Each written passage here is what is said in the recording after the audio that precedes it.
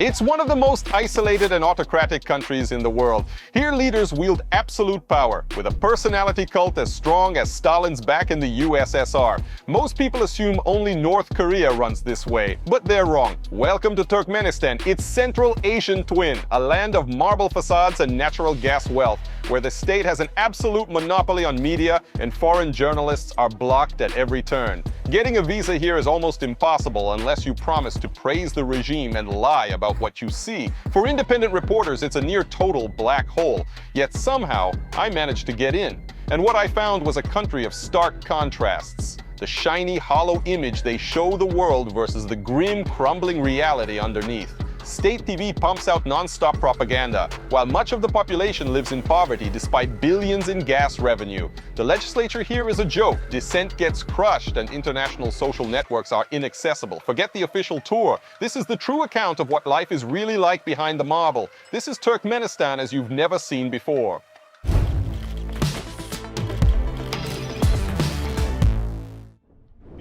The first thing that impressed me in Ashgabat was the rooftops. They were all green.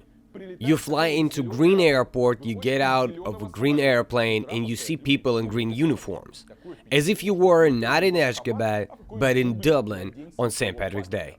Welcome to Ashgabat, the city of white marble. That's how taxi drivers greet you as you are leaving the airport. Turkmenistan has kept the Soviet spirit more than any other post-Soviet countries. Not museum-style Soviet vibes, but those of a real Soviet Union. All the people feeling nostalgic of the USSR should come here. New Ashgabat impresses with its wide and empty streets. Local architects follow manuals of the 1930s. All those wide, pompous avenues, buildings, government palaces. We saw all this on the postcards from the 30s. I think if Stalin was alive today, he would love a city like Ashgabat. The way Niyazov started building it and Gurbanguly Berdimuhamedov continued. Ashgabat and other cities in Turkmenistan are built to impress when you look at them from a car window or from a tour bus.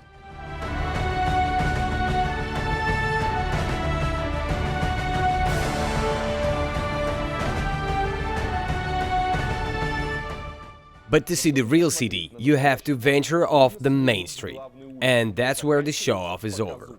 This is a real problem in Turkmenistan. All cities are divided in two zones. The part that Turkmen leader can see from his car, and the part that he will never get to see. Turkmenistan is like a bad housekeeper, hiding the garbage under the sofa before the guests arrive. The center of Ashgabat is full of fountains and colored lights, but as soon as you move a step away, you see a total mess. There are no roads anymore, some cables and metal pieces are sticking out of the ground. No, this is not an abandoned construction site, it is supposed to be made for people. For example, here's the park in the city center that tourists like so much. And here is a park in the center of Ashgabat that tourists don't get to see. Or here is a kindergarten in the city of Turkmenbashi. It is situated on the main road leading to Awaza. The locals are proud of the white marble palace where their children go. It makes you envy the Turkmen. Look how fabulous their life is. Now let's have a look at the ordinary kindergarten in the country's capital. Not much has changed here since Soviet times, just because tourists don't come here. Here is the main street of Ashgabat. All these white marble buildings look fantastic from the car window. People who have never been to Turkmenistan admire these pictures and tell others how beautiful the country is. But as soon as you go around the corner, the beauty ends. This is where the reality of Ashgabat, with its massive streets, begins. Take this old house. This is what you see from the road, and here it's back. Here's a 4-story building on the way to the airport. The driver proudly told me that all these houses have been renovated. I asked him to turn the corner and I saw another building of this type, but in its natural state. This building was less lucky. You can't see it from the road. If they can't put marble around the ugly building, they simply cover them with huge billboards. Images of happy future hide the reality of Turkmen life. Since the Turkmen don't really know how to pave the streets or build drains, Ashgabat has a whole army of women with brooms who clean up the puddles after it rains. You can see in the picture that it stopped raining long ago. The road is already dry, but there are huge puddles everywhere. This street has been built just recently. And this is the underpass right by the presidential palace. You can see it in the picture, but there's a huge puddle here too, and mold everywhere. Going further from the main street of Ashgabat, you'll see the usual Soviet courtyards with their old broken roads. In Turkmenistan, there is a show-off, and there is a real life. Turkmenistan is not a poor country. There are a lot of constructions going on here. Millions of dollars are spent on crazy projects like golden statues to glorify the king.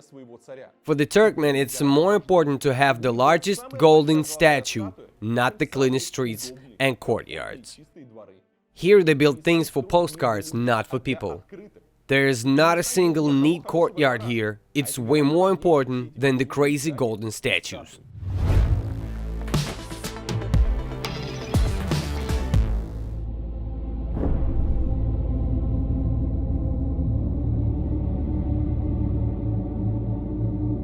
Where are all the people? This is the most frequently asked question when looking at the pictures of Turkmenistan's capital. A valid question. There are really no people in New Ashgabat. Huge buildings lined with marble, wide avenues, gardens, fountains, but no people. Ashgabat is divided in two parts, the old city and the new city, the city of living and the city of the dead. Let me just clarify, I'm not criticizing, nor I'm mocking or praising it. I'm showing you the completely different world for you to make your own conclusions. New Ashgabat was founded by the great Turkmenbashi in the early 2000s. He was the one to order that all houses must be built in white marble. In 2013, Ashgabat made it to the Guinness Book of Records as the city with the largest number of white marble buildings. At that time, more than 48 million square feet in Ashgabat were covered with this material. The authorities claimed that they brought the marble for the cladding directly from Italy. But opposition media claimed that the marble was not always of good quality, that it turns over time and that marble tiles fall off the facades of houses, scaring people. The city is practically being rebuilt from scratch now with a huge investments. No other cities in post-Soviet countries has received as much funding as Ashgabat. The only problem with all these splendid white marble buildings is that they are designed in accordance with the manuals of the last century. All these wide avenues, gigantic squares and huge buildings, we've seen it all in Moscow in the 50s and in other Soviet cities. Unsustainable development, huge distances impossible to make on foot. The architecture that serves the regime has to suppress individuals and show the insignificance of a person trapped in the set.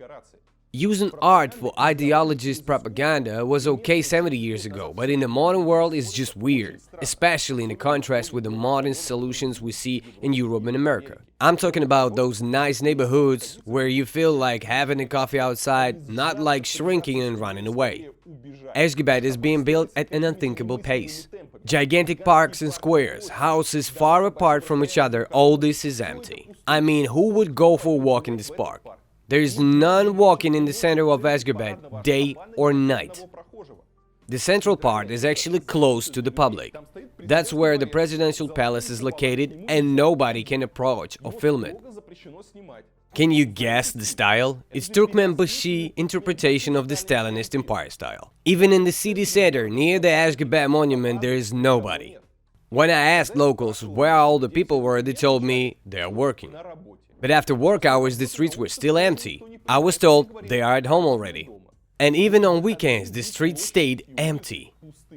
Here is the square in front of the presidential palace. It's not a restricted area. It's kind of like Red Square in Moscow, but there are no people. Nobody's taking pictures or selling souvenirs. When the guards saw me, they recommended that I walk away ASAP. But why? There are the same signs on all buildings in Ashgabat. They usually say store, cafe, or business center. No personality at all. And only 4 colors used: red, green, yellow and blue. There are only a couple of fonts in the whole city. Everything is very strict. Everything is the same. There are no deviations from the norms. Sometimes it seems like you are in a video game. whose creators were too lazy to come up with different designs for the buildings. Ashgabat is like a huge set of happy life. Nobody's parking their cars, nobody's going shopping. If you look closer, you'll see that all the store and cafe signs are fake too. There's actually nothing there. Even if there's light in the windows, it's just still a set. There are no cafes, no shops. Those are just billboards on empty buildings. New Ashgabat is a city that should look good on postcards. A city to do parades, to show off the prosperity of Turkmenistan, to do anything but not to actually live here. Foreign delegations and buses with tourists can tour New Ashgabat and admire the luxury of the new Turkmenistan.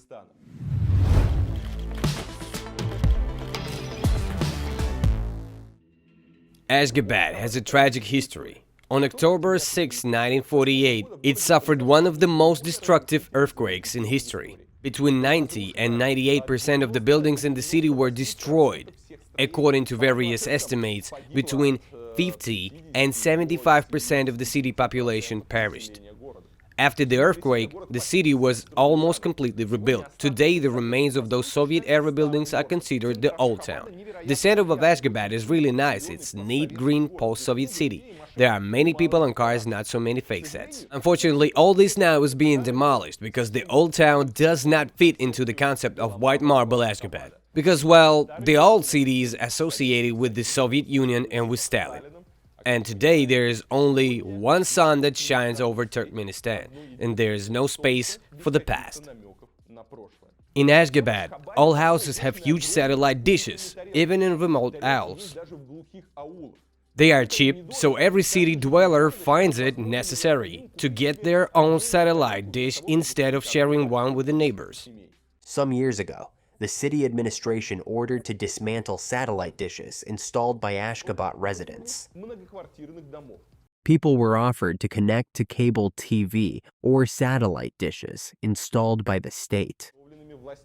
Shortly after, Human Rights Watch raised a fuss, claiming that the authorities wanted to permanently isolate the Turkmen people from the independent sources of information. According to HRW, after some people refused to remove the dishes, somebody destroyed the antennas without consent of the owners. When I was in Turkmenistan, I haven't seen any changes, but I saw them fighting against extensions. Before, you could build whatever you wanted in your backyard, but now you can't take more than 4 meters. People usually have a separate entrance to the apartment, garage or summer kitchen on the ground floor, but they try not to stand out too much or otherwise their neighbors will snitch on them and they'll lose the entrance. Electricity in Ashgabat is quite cheap, so every shop and house has air conditioning. It gets really hot in summer and it's hard to live without AC. The authorities are against ACs being placed on the facades of the buildings. In 2014, public services started remove ACs from the residential buildings to improve the appearance of the city. That's when Ashgabaters had to take to the streets and even go on rallies. In addition to this, the authorities prohibit drying clothes on balconies, store junk there, or open windows during public events. So the view of free Ashgabat opens from the yard. Here is the school named after the Holy Ruhnama, the book of Turkmenbashi wrote and made everyone study like it was the Bible, also in the shape of a book. The Ruhnama Holy Book is a collection of covenants. It's like a code of conduct for a good Turkmen. And here is the Ministry of Carpets. Yes, there is a Ministry of Carpets in Turkmenistan. Of course, there is a carpet in front. Ministry of Health in Turkmenistan, it resembled the medicine sign, a snake wrapping around a bow leg. Ashgabat's new airport is expectedly shaped like a bird, so no one confuses it with train station, which will be shaped like a steam locomotive. The building with the blue ball is the Foreign Ministry. The blue ball represents the globe, and this is the registry office. There is also a globe, a giant octagon, also known as Auguskan star. In general, you can see it almost everywhere in Turkmenistan. Most of the administrative buildings are made to resemble marble palaces. The most important thing here is a giant entrance portal with stairs. The funny part is that it's not really an entrance. It's like the front entrance that is never used. It is the entrance for the only man in the country, the great and wise President Berdimuhamedov. If he suddenly needs to enter a ministry or some public institution, he will use the wide staircase and the golden gate, while everyone else in the ministry must enter through the back doors. Gods may do what cattle may not. Another type of building is a white marble box with the gold plaque on the facade. The plate symbolizes a gold bar. Some buildings are designed in the style of Sberbank. All Russian knows that usually the ugliest and the most mediocre building in the city is the local headquarters of Sberbank. The primitive and ridiculous combination of volumes and glazing look very familiar. The infection has reached Ashgabat too. The next type, a palace with a dome. The latest trend in Ashgabat's architecture. There's a lot of them here. Berdimuhamedov has watched too many Aladdin cartoons and now he wants all buildings to have domes. This reminds me of Lushkov, a huge fan of towers. Yuri Lushkov is the former mayor of Moscow. The presidential palace itself has shining golden domes. By the way, look at the high fence which ends in a huge gate. And that's it. The enemy won't pass. All houses now must be built with a dome, and each dome must have a flag. By the way, you may notice that all the buildings are slightly different. This is also demanded by the king. His Highness likes diversity, so the architects modify each building a bit. Each state company in Turkmenistan has its own house, just like in the Soviet Union. That's what they call them, the House of the Ministry of Energy, the House of the Ministry of Education. This is where respective officials have their apartments. For example, here's the House of Turkmenbashi Bank. The next interesting thing here is the bus stops. They are all different as well. Since it gets hot in Ashgabat in summer, the bus stops have air conditioning. And there's always a TV inside. What Turkmen bus stops lack is information. There is no route map, no information about the buses that run here. The packaging is more important than the content. In Ashgabat, nothing can be simple. Every detail must be fancy, with gold and monograms, no matter what they are talking about. Ashgabat also has the most unusual street lamps. They differ from the street to street, and nowhere else in the world are streetlights so elaborate. Each lamppost is a work of art. They're all different, with all sorts of decorations. I wouldn't say it looks good, but at least it's amusing for the tourists. Let's also look at new residential areas in Ashgabat. Whole blocks of low-rise houses are appearing on the outskirts of Ashgabat. This is housing for those whose homes are being demolished in the center. The flats are free and the neighborhood isn't bad despite being located on the outskirts. The quality of the houses is good and the apartments are large. And the center of Ashgabat can be reached in 15 minutes by bus. Like everything else in Turkmenistan, the neighborhood evokes mixed feelings. On the one hand, the quality of construction is high. The houses are built from expensive materials and lined with white marble. In Russia, you won't see such things in accommodation for those resettling. I like that all the buildings here are low-rise, most have 4 floors, sometimes 5. It's much better than those crazy 30-story blocks of flats in Russia. On the other hand, they are following the old-fashioned planning standards from the middle of the last century. All those blocks, courtyards, wide avenues, everything was inspired by Soviet postcards. All these mistakes were already made by Europe, America and Russia. We all know what happens to courtyards like this after some time. Considering the money that the Turkmens spent to build their neighborhoods, they could have been building completely different houses, modern and comfortable for people, but they don't. The first thing that confuses me is the wide avenues in the residential area. It is typical image from the Soviet urban planning manuals. They are building highways, subways, underground passes. What's wrong about it? Firstly, the noise and other negative effects of cars. Wide streets and a lot of cars mean less comfort for people. It is difficult to cross such a street. The connection between districts is broken. People stopped walking to other sides because it took too much time and effort. Current world practice is that it's not common to build wide streets in the urban environment. Yes, the city needs highways, but they must be located on separate roads. They should not cut the area into several parts as here, and this is what it looks like from above. Another problem is that there is too much wasteland in the new districts. Those wide squares and avenues near houses as well as grassy fields will always be empty. The maintenance is costly. They are exactly what gives Ashgabat the impression of a dead city. Remember how I showed you the empty streets? And these houses have 4 floors, so even when they become inhabited, there won't be so many people living there. The large empty spaces are perceived negatively by people. We feel like living such places. That's what it looks from the ground. Low building density and the numerous distances between houses are bad for a city. Moreover, the Turkmen make the following mistake of the Soviet school of urban planning. They divide the neighborhoods into residential and commercial ones. Just think of cities and neighborhoods that you find convenient. Developed countries have long abandoned this practice. First of all, such neighborhoods cause commuting issues, when in the morning everyone goes downtown to work and at night comes back to their residential ghettos.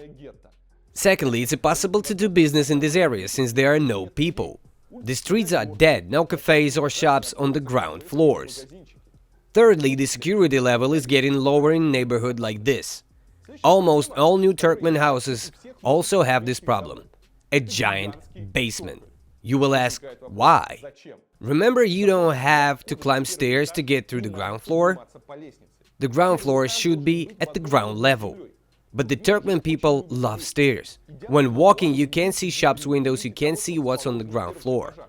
And for many, it's physically hard to climb the stairs, so entering the building becomes a problem. You won't walk into a store by accident because you won't have a chance to see it. The courtyards are often lined with asphalt or concrete. With local climate, the concrete heats up less and lasts longer. Playgrounds are small, just for show. Children don't actually play in them.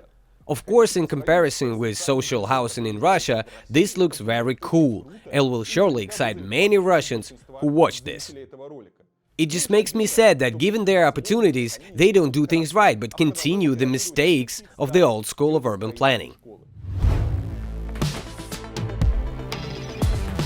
Turkmenistan, how is amazing the place Awaza, Caspian waves and birds sing it down. Life is so wonderful in motherland, we're splendid and dazzling Turkmenistan. Of course, Turkmenistan is not only Ashgabat. To get a better idea of life in the country, I went to Awaza, the main and only tourist center of Turkmenistan, an oasis of the shore of the Caspian Sea, the local Dubai, Maldives and Antalya. That's what the locals compare Awaza with. A huge amount of money are invested here annually. In 10 years, they built dozens of hotels, planted forests and even dug a canal for tourists to ride boats. All Turkmenistan state media attribute the creation of this paradise to the genius of Berdimuhamedov. But it was under Turkmenbashi that they started contracting Turks to build hotels on the shore. So it seems that the king has borrowed the idea and is now working to develop it further. Awaza has a total area of 5,000 hectares and a coastline of 26 kilometers. In 2009, Gurbanguly Berdimuhamedov opened the first 3 hotels. He promised to turn Awaza into the new Las Vegas. It was announced that the state had invested $1.5 billion in the complex in 2 years. In 2013, they were already speaking of $5 billion of investment. Investors in Awaza must have been lured by promises to get to produce oil on the Caspian shelf. And it's not clear how much the government itself has spent on Awaza. In 2013, opposition media estimated spending at $2 billion. The hotels in Awaza are built mostly by government order. Just like in the Soviet Union, every public body has its own hotel. In addition, they built a power station, a seawater desalination plant, and renovated the Turkmenbashi airport to accommodate all types of aircraft.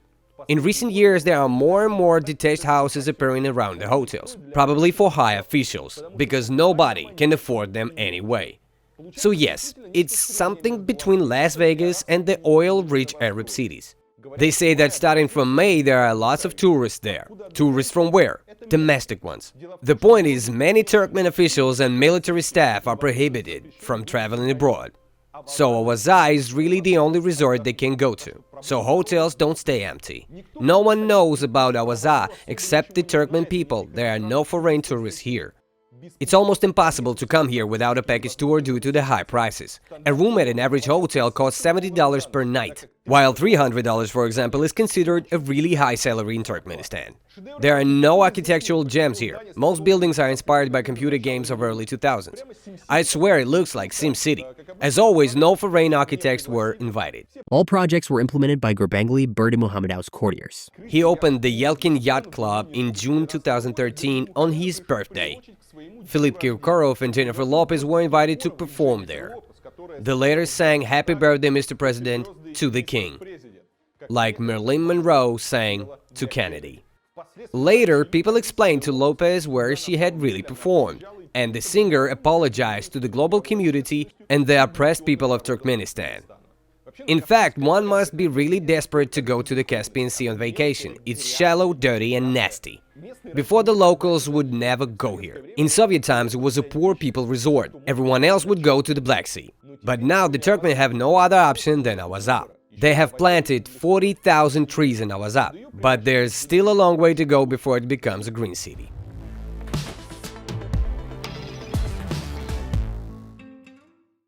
In Turkmenistan, you can't miss the city of Turkmenbashi, named in honor of the former great leader and the father of all Turkmen, Turkmenbashi.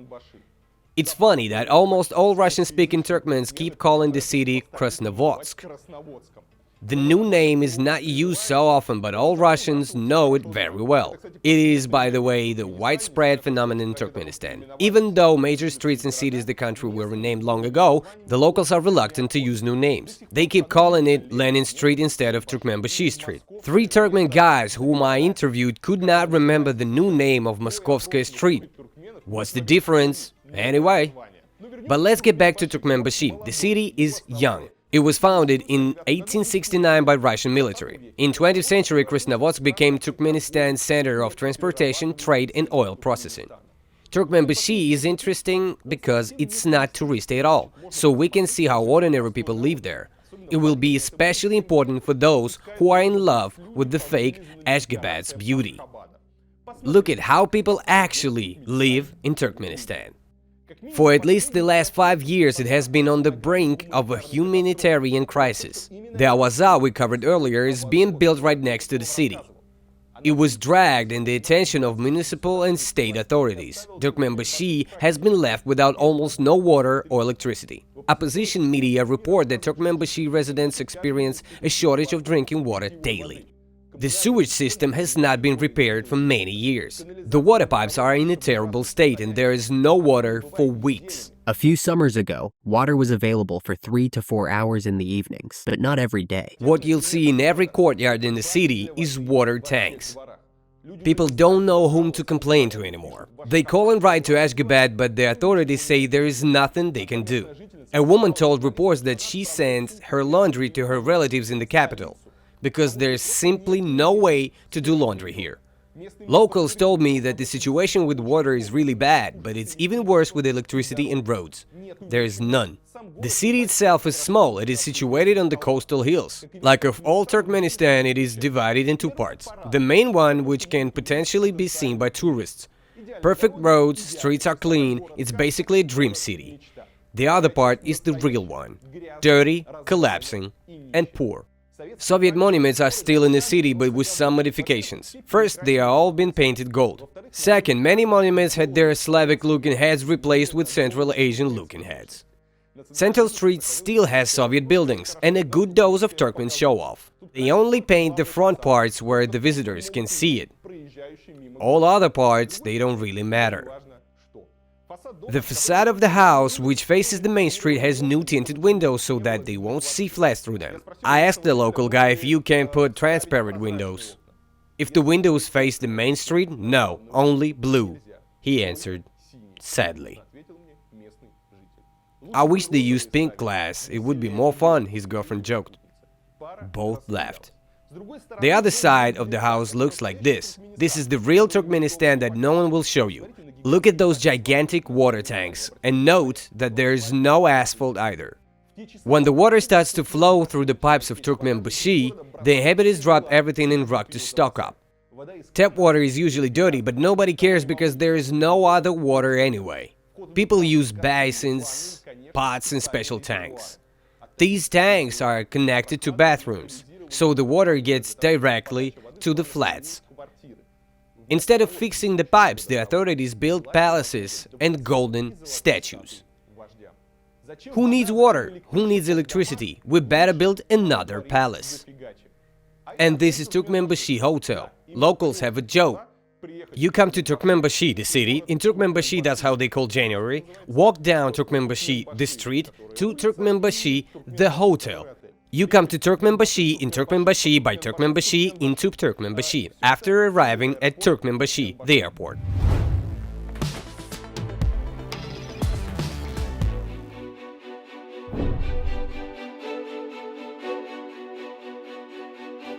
For some reason, Turkmenistan is often compared to the United Arab Emirates, more precisely to Dubai. The comparison is fundamentally wrong. The locals of Dubai live a very different life. I have not seen a single collapsing house in Dubai, nor did I meet a poor Dubai resident. Yes, there are migrant workers from Bangladesh or India living in poverty. But in Turkmenistan, one of the richest post-Soviet countries, the locals don't get to enjoy the wealth. It is all belongs to one man. Now he is the one deciding whether to build another golden statue or a new white marble palace. Ordinary people live like they live in Russia. There's no miracle of Turkmenistan. There's only gold dust thrown in our eyes. I went to Turkmenistan 5 years ago. I didn't have a YouTube channel back then. I only had a blog with pictures. And now I am banned from entering Turkmenistan, so I can only share my memories. I hope you enjoyed it. Give this video a like, share it on Reddit, send a link to this video to your friends on WhatsApp, and don't forget to subscribe to my channel. See you.